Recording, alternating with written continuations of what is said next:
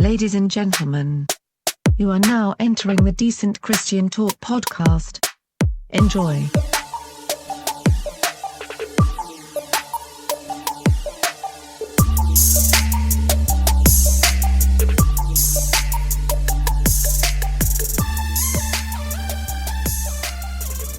Decent Christian Talk episode number 122.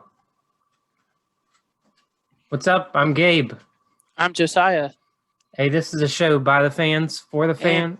For the fans. I messed that up again. I'm sorry. That's okay. We're on Zoom right now. We can't really. There might be a delay or something. We are out of sync, but we are still here, and that's all that matters. And we are glad to be back. It's been a few months since we've had a show, but we're still here. Don't worry. We've got a great show for you today. We're going to be talking about the movie that's coming out this Friday. It's called Playing God, and we're going to be talking to a lot of people about this movie today. We're going to be talking to the director, we're going to be talking to the writer, and we're just going to throw in Cliff Young from Cayman's Call for the fun of it. Scott Brignick, the director, and Aaron Benward, the producer. Scott Brignick also wrote the movie, but he's also the director, and Aaron Benward will join us along with Cliff Young, and we're excited. You know, we talk about music a lot on this show, but you know, music is entertainment, so is movies. So we also like to talk about movies when we can. I like movies a lot. I do too, and to be honest with you, like movies have kind of fallen by the wayside a lot lately because people were so into, like, you know, binging shows on Netflix and Hulu and whatnot. And so for a lot of people, movies have lost their luster, but for me, it's really nice to find a good one every now and then. Yeah, and I mean, when's the last time you went to a theater? The last time I went to a theater was when I saw Joker. Okay, so yeah, that was what, 2019, early 2019.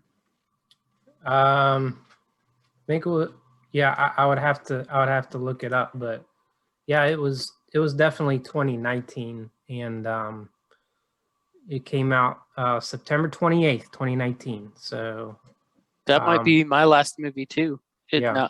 If I might have seen one later, but yeah. So movie theaters are reopening though. Yeah, and this movie will actually be in theaters.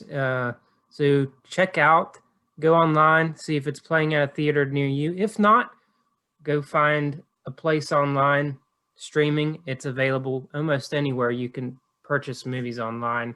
Again, it's called Playing God, and this is a movie that has just about everything. It has adventure, it has comedy, it has suspense, and it has one of my favorite actors in the world, Michael McKean. And I know you love Michael McKean too. I do love Michael McKean. I also like what's the guy? Is that the guy from Ozark? If it's not the guy from Ozark, it looks just like the guy from Ozark. That's not the same guy. Okay. Well, I think he looked. Either way, he was fantastic. But yeah. I think, this movie, such an intriguing movie, an intriguing concept. If you haven't seen the trailer, go look at the trailer, and it's hard to describe. Just the thought of what they attempt to do in this movie is just so sacrilegious in what I've been trained my entire life not to do, and something that they do in this movie, and it just, you know, chaos ensues. It's interesting, right, to see Michael McKean in that role when I know you and I have watched him as Chuck McGill the last few years. And so this is a little bit of a different role, but at the same time, you know, he's using his ability to bring out the best in all the people around him, and maybe not the best, but something extra.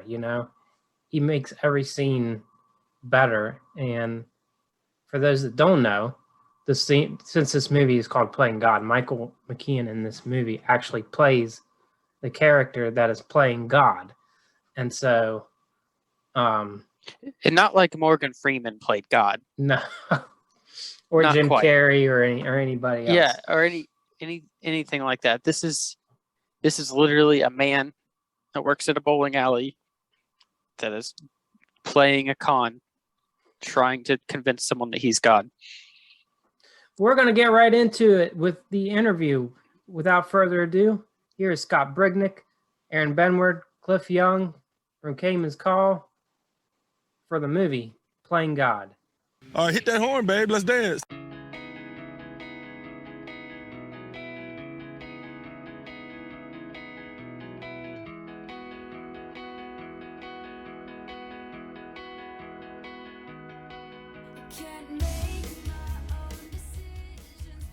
Well, that's great. Hey guys, thanks for joining us. I got a chance to watch the movie over the weekend, Playing God, and it was it was a lot of everything, a lot of adventure, some humor. It was a lot of it was really good. How did you guys get involved with making this? I know that's probably a long answer, but maybe we do in parts here, and I'll start, and then I'm gonna pass it off to the two guys, Cliff and Scott. This is Aaron Benward, and so I and Cliff and I have known each other since we were 8 years old, and we both started in the music business, both artists in the contemporary Christian music space, and then he started kind of making some short films out of the church that he's a part of there in Houston, and called me one day, and I began to kind of venture into content creation. And he said, "Hey man, I know you're starting to produce some stuff in Los Angeles, or trying to. Why don't you look at some of our short films?" To which I did. I expected to tell my close friend that how, in a nice way, how bad they were. Like, how was I going to Wait, you missed the part of the story where it took you like 6 months to watch it. I feel bad about that. Now you make me feel worse, Scott. Thanks. Yeah. I still have shame around that. And it really in my mind, like, okay, I'm going to call my guy back and have to tell him, in a good, nice way that, hey, nice try. But when I watched the first couple minutes, it was immediately apparent that they knew what they were doing when it came to storytelling and production value and everything. And with the budgets they were working with, which was literally probably the amount of money you have in your wallet right now, I was like, wow. So anyway, long story short, I flew to Houston. I sat with Cliff and Scott Brignac, who's also on, who's the writer-director of Playing God. And I just started kicking it around them, like what they wanted to do, what were their dreams. And, and I remember turning to Scott, go, man, for you as a filmmaker, what's your dream? And he said, I want to make feature films. And I said, do you have like an idea? Or he goes, I got an idea. And he kind of pitched me on this con movie. And I said, wow, that's cool. I said, Cliff, you know anybody who wants to make a movie? Anybody who wants to invest in a film? He said, I don't know. I'll call a couple people. And that's when Watershed Motion Pictures was born, that day, when we go, all right, let's go after this Playing God idea. And we started. And that was, how long ago was that, guys? Yeah, I don't know. 4 years? 4 years ago. Yeah, 4 years. 4 years ago. Yeah. Wow, okay. So Wow. why don't you take him to where you came with the idea and all that? Yeah, I mean, like, we were, well, the story goes is in terms of where the idea was birthed was actually tucking my daughter in one night. At the time, she was like just around 5 years old or so. And she said, hey, Daddy, like, what would you say to God if you could get him on the phone? Like, what would you ask him on the phone? Like, you could ask him any questions. I was like, oh, I ask God questions all the time. She's like, no, like, for real. Like, he would answer you. And that really got me thinking. And, I think through my own faith journey of Scott, what did you tell her? That's we're sitting here what waiting. did I tell her? Yeah, go to sleep. Don't just... I was like, please go to sleep. Yes. Exactly. I am. I've done that a few times. I'm begging you to go to sleep. I understand that. Yeah. But No, it really did get me thinking, and I don't know, the idea of, I don't know, this, it's not new to have a conversation with God, like all the God movies that you know of, like whatever, Bruce Almighty or whatever. But I was thinking about like something more grounded, and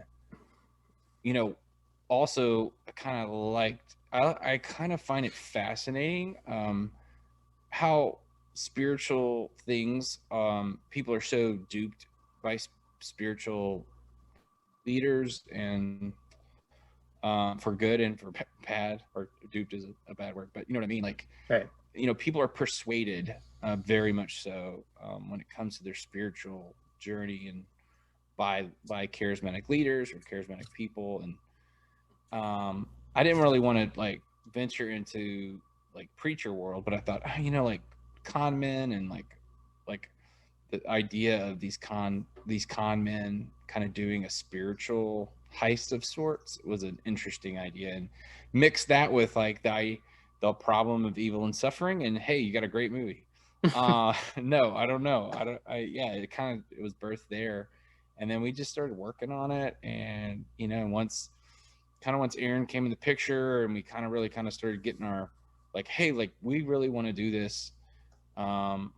We were able to like pull it together. So it was like, hey, Cliff has a friend in L.A. Yeah, exactly. Is that kind of what? Yeah, exactly. Yeah. So when you talk about like making an independent movie, I know one of the things that's probably hard to do is cast appropriately. And I thought watching the movie, I thought it was perfectly casted. I thought you guys did an amazing job with that. But how was that process? And like even getting someone like Michael McKean, who's just incredible. Like how did that work out? Cliff, when you want to take Michael McKean, that was kind of somebody you love. Well, I mean, wait, what happened to my video? I don't know. It just says Chris. Wait, it's very important to see me. There you go. All right. Your Whataburger. Yeah, I do have a Whataburger. Anyway, well, I know. I mean, I love Spinal Tap. I love all the Christopher Guest movies, and I just when I saw his name up there, and that was someone, I was like, oh man, he's so good. He's so good. So yeah, I was so pumped, and so I think I told him. I don't remember how we got him. I mean, honestly, we went. Our casting director came to us with the idea. Yeah. Our casting director, and she's an amazing person, Lindsay Weissmuller. But she is like, listen, I think this is an interesting choice. Yeah. He had just been on Better Call Saul. Right. So which I had been watching. So when she said it, I kind of was like, oh yeah, I mean, of course he'd be amazing. But yeah, like, yeah, but you weren't like peeing your pants like I was when he got on the set. No, I mean, I had seen this Spinal Tap, so I was a fan, but like, right. I would admittedly not as, you're a music person than I am. So. Right. I think Cliff is lying, but he really did to us. I did. I brought a change of pants just in case.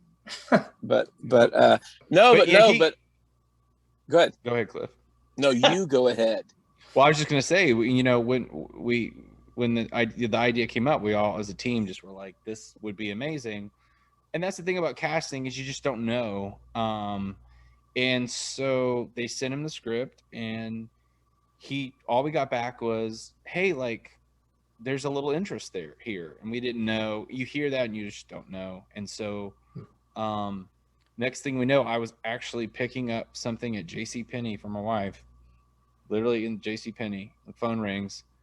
I answered. I'm like, hello, Scott. I do it. I'm not a good Michael McKean impression here, but just like, hey, Scott. I was like, yeah, Scott. Michael McKean. Scott. Michael McKean here. And I was just like, I was like, whoa, this is cool. And yeah, he liked the script, and he thought the character was interesting. He really loved the story as a whole, and so he was like, look, let's see if we can make it happen. And we were able to coordinate the dates. And Gabriel, it's interesting, people like Michael McKean, Alan Tudyk, those types of actors who are so seasoned and have been working for a long time, have created some great characters over the years, as first-time filmmakers. So Watershed and Motion Pictures was the first-time filmmaker our company was, the first-time director when it came to a feature film, first-time writer. I mean, we had a lot of hurdles. I mean, independent filmmaking at that level, when you are going after talent that has been doing it for 50 years, and a lot of times in Hollywood, you know, through the agencies and through the representation and the managers, they obviously look at these offers and they immediately go to who are making this movie. Can we trust them? Have they been proven? You know, what's their track record? And so going into this first film and going to people like that, we had the odds were stacked against us. I mean, honestly, We had no track record. we had zero. And so, you know, really what that says, honestly, is what's on the page at that point, meaning the script, is what really sells the movie to the actor. And kudos to Scott with what he wrote for our movie was really what got us in to that scenario before then have a Michael McKean or an Alan Tudyk, you know, hit us back. So, and then once that happened, once the content, once the material was you know, was merited enough for them to do that, and then we were able to attach Michael, and then Alan was shortly thereafter, and then the other lead characters, well, one of the lead characters was pretty easy for us to cast. Well, so what do you guys think? I mean, having watched the movie now, I don't want to spoil too much. We've talked a little bit about it. What do you think is so compelling that someone like Michael McKean, or even somebody that might be watching it, what do you think is so compelling that draws people into this film? You know, I'm just gonna steal from what Michael said on one of our interviews we did with him. He talked about how he said, you know, he really enjoyed how the movie kind of paints a picture of grief and belief, and kind of toes the line without really preaching at you. And I think that is like that's our goal. Our goal, like, is it just big picture for Watershed, is that we definitely have something to say, but we just don't want it to be preachy, just to kind of boil it down. And I think he felt the themes that we were trying to explore. I think he really saw like what grief can do, and what I think he really liked the idea of being God as a character, honestly, and being able to, like, as a con man, like, that's just, for him, I think he found that to be kind of a fun idea. So I think the theme that, like I said, just the themes of suffering and grief and like belief and like God's sovereignty, like those questions, I think that's what drew him in. Yeah, and I think, you know, the way that the world that we created for them, the con world, and a fun way to explore that, rather than it's not heavy, except for you know, we get to the end of the movie and there's a discovery that happens, but beyond that, I mean, we do it in a way that is I think it creates a world for the viewer to like allow themselves to go to this place of this character who's dealing with such a moment in time where he's grieving and dealing with major dark things, to be able to go, all right, I'm going to give in to this, or does he give into it? You know, meaning our main character, Ben, Alan Tudyk plays. But I think for me, the compelling thing of this, you know, is that it is something we set out. This is a very purposeful movie in every aspect. It's purposeful from the letters on the page. It's purposeful to the casting, but also to what we are trying to say. And what we're trying to say is something that relates to all people. And we have been able to screen this for numerous people thus far. And across the board, I think, you know, kudos to Cliff and Scott and our other partner, Cody, and everybody involved in our movie, because we've accomplished something we set out to do, and that is this, that people of faith and the way they view their life through that lens would see and relate to the faith elements in our movie. And the people that really aren't there, don't have that experience with God, or don't have a faith in God, or even a relationship with God, would go into our movie. And because we're men of faith and have a desire for people for our lives to be put on in our art and on screen, that they would sense something. That's up to God to do, not us. And then we see it across the board, whether they're atheistic, agnostic, they're going, hey man, this is a great movie. This is a fun ride, and I felt better when I got done with it. I think it's I think it's worth noting, and I like the grief aspect because I think that, especially in the world today with all the uncertainty that's been going on, people want answers, and people are seeking out their own truths, and people that might not necessarily be spiritual, when we're given the opportunity to ask God for answers. I mean, that would interest me, even if I wasn't a believer, Yeah, I think that's one thing that we found. I mean, kind of like what Aaron was saying, is even though we never really put this in the questionnaire when it comes to when we were testing the movie and showing different people, we had agnostic, atheist, believers, everything. They always, with few exceptions, put something about how they felt about God and who God was and all of that. And so I think that, like Aaron said, we were very intentional in making this film. And I think that was kind of part of our goal, was just to have people thinking differently about, I've always just said God's a jerk because he causes us to suffer, or God doesn't care about us, or God doesn't love us. And if you look at the whole and what's behind this film from a faith perspective, it causes those kind of people to stop and go, oh, wait, that's an interesting perspective. I've never thought about that before. Yeah, and to open up dialogue, exactly. Like kind of one of our goals is to make a movie that you can bring you're not ashamed to bring your neighbor to, and that if you just to have a dialogue after the movie, have a discussion about it. So the plan is, I think, can you tell me like what the plan is for the release? I know it's next month, it's coming soon. Is it in theaters? Is it going to be streaming somewhere? Do you guys know how that's going to be? Oh yeah.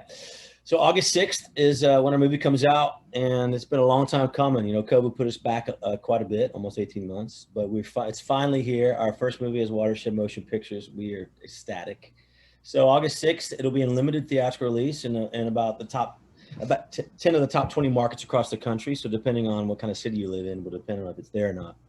But really, it's really about a day and date release, which means on August 6th as well. Apple, Amazon, Google, anywhere you get on demand or buy your movies nowadays, which is what most people are doing, you can find it. As a matter of fact, today it's on the homepage for Apple, and the trailer's there and everything else. So people can find it, go support it. We're really out there just trying to create dialogue, like Scott said, around topics that oftentimes, people feel like they have to give the answers. And ultimately, the truth is that God is the answer. But around that is discussions. We as people in our brokenness, really, really striving, deciding, and really sharpening each other through that. And that's what Watershed's all about. And that's what we'll be doing on our next movie that's already in post-production and beyond. So August 6th, anywhere you buy your movies, you can find Playing God. So our podcast generally has a lot of music guests, and you guys are in the world of music, or have been in the world of music, and movies kind of falls under the umbrella of entertainment as well. So obviously there's a little bit of similarities, especially like with marketing stuff, but for you guys, what has been more challenging getting into that world of filmmaking that was maybe something that you didn't really expect, but ended up being pretty challenging, not counting COVID. as far as comparing it to music? Yeah. I mean, back when Aaron and I started releasing CDs and stuff, it was pretty easy. Honestly, I mean, in the sense, here's how you market it, here's how you do it, this is what happens, and so it was just a different, pre-internet, really. I mean, I think Aaron, you invented the internet, or part of the internet, right? So you're right, exactly. Going back pretty far back. So anyway, no, it's there's similarities. It's funny, I actually bring up all the time when we're talking about printing stuff. It's like, yeah, back when Caedmon's was doing this. This is what we did. And now they kind of make fun of me like, hey, Cliff, that was, 20 years ago, and so I don't know. It's different. I mean, I guess there's some similarities, right? I mean, I would say that, starting with the amount of capital it takes to make a record versus the amount of capital it takes to make a movie, drastically different. Yeah, that's totally true. The amount of time that it takes to make a record versus the time it takes to make a movie, drastically different.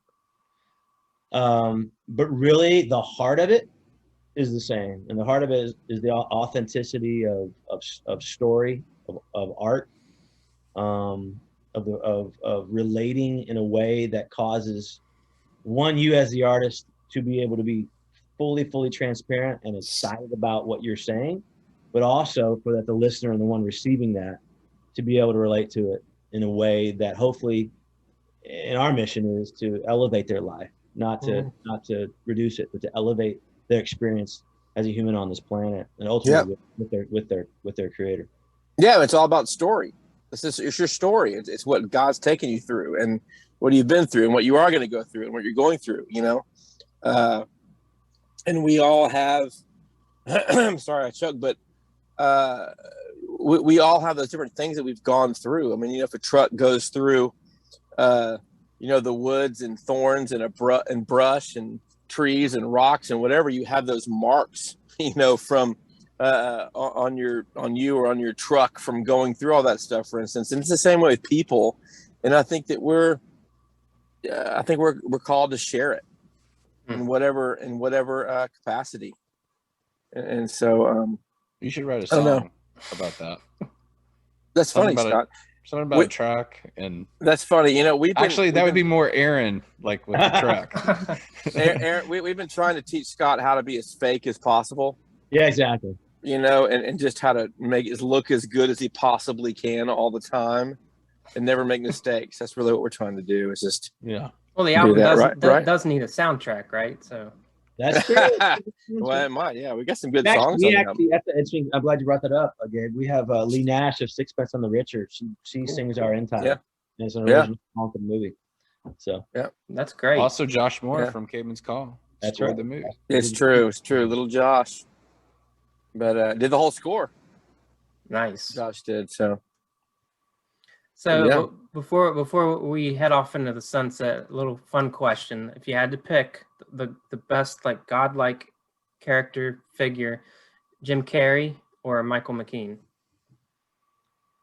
Oh wow! I think wow. I mean, that's a fun question. I'm gonna go Michael McKean first. You guys can think, and real quick, because simple fact, because he's in our movie. And he plays God. Exactly. He actually, it's funny. Jim Carrey's character was all about just the power and control of everything. But McKean, he was a little more versed and thought it over a little bit more. Yeah. As far as how he was going to play this way or the other. So I don't know. I may agree with you. I'm a big Jim Carrey fan, though. Oh, I'm a huge Jim Carrey fan, but I'm going to say McKean, but just because I do think McKean brought. To be honest, we wrote Frank as trying to be kind of almost a goofy, funny character. Yeah. Mm-hmm. I mean, he's got some one-liners in there, and he's got some moments where McKean shines there with his humor. But what surprised us all when he got on set and he's taking the role of God very serious, and that was no doubt interesting take on it, which we all got really excited about, and I think that helped us kind of land on the tone for the movie. Yeah. And look at Aaron's interview with McKean during the film. I mean, the stuff that he said behind the scenes. Right. We're going to be releasing some of that stuff for people to watch, because I think it's really interesting to see him talk about his viewpoint on Frank and all that stuff. Yeah. So it sounds like unanimous. Sounds unanimous. Yeah. No doubt. Thank you guys so much for joining us. Thank you. We're excited to see this released, and and see everybody's response to it. Thanks a Yeah. lot, guys. August Gabe, 6th, man. hey, thanks for supporting new films and new guys like ourselves. We appreciate it, bro.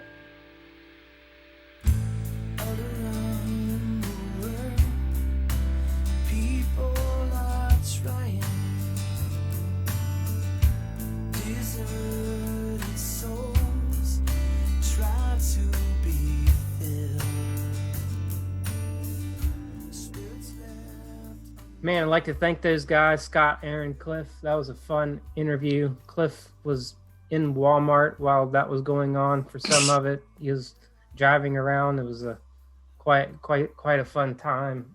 He probably needed God in Walmart. Yeah, I mean sometimes you do need an act of God to get out of Walmart. But that was a great interview, and I really liked to hear their perspective on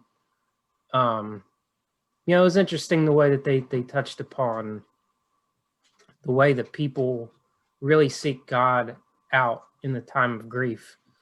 I thought that was really something that was key with everything that has been going on in the world around us lately. A lot of people have lost loved ones. A lot of people have lost their jobs. And a lot of people have asked questions and they want answers. And even people that aren't necessarily believers want answers. Like, why is this happening? Why is there so much suffering in the world? And so I thought that was a really great concept to build a film on. And I thought that vulnerability that we see out of the character, I don't want to give too much away. No, really. Now you're not going to give away a spoiler. But but I thought that vulnerability that Ben, the character Ben, had in the movie was really well done, and I think a lot of us can identify with him at some point in our lives. Oh, I thought that the scenes of him going to the absolute ends of the earth trying to find the answers were like, I'm not going to say relatable, but like they strike home, where he's asking questions like why and what, like you said, I don't want to give too many things away, but the big why is what he's trying to figure out. He's searching to find the answers to all these, I mean, just the questions in life. And that really grabbed my attention the most out of the whole movie. There's a lot going on in the movie, but Ben, the character Ben, I feel like a lot of people will very much understand. And in the unfortunate way that sometimes people can identify it with is when they reach those points in their lives, when they are asking for questions. Unfortunately, people get duped. People will fall into, I don't know, maybe not necessarily a spiritual thing, but they'll fall into something that they're looking for answers, and they're looking in the wrong area, and something really bad happens, just like this movie kind of shows. Well, it doesn't even have to be necessarily bad, but people are searching for answers, whether it's for God or whatever the case is. I mean, there's drugs, there's alcohol, there's rock and roll, and it doesn't even have to be bad things. You can find, like, people will find answers in charity work or like all these different things that people will search for answers. And even when they're doing good things, it doesn't necessarily mean that they're getting what they want out of it. So I know a lot of people use music or write music, and as we've seen through the years, that's not the answer either. There's so many musicians that are depressed or have taken their own life or a number of different things just searching and looking, and hopefully if you're searching, you find what you're looking for before something serious happens. Yeah, and before we kind of wrap this up, we do want to say that we're thinking of Michael McKean. A lot of us know him from his role in Better Call Saul, and that show and Breaking Bad has meant a lot to us specifically over the years. We just wanted to send our well wishes to Bob Odenkirk for whatever's going on with him. I mean, as we're recording this, he collapsed while recording the last season of Better Call Saul and had to with some heart related issue, but we're wishing him the best, and he is someone that has entertained us through the years in many, many different ways. But he's been in everything, all the way back to, I believe he worked for Conan O'Brien for years when Conan O'Brien was first starting. But the latest report that I've seen is a positive one. I don't know much more than that, other than stable, and that's always a good sign. Hopefully, yeah. And I'm hopeful for a recovery. That show has been so well done with him, and is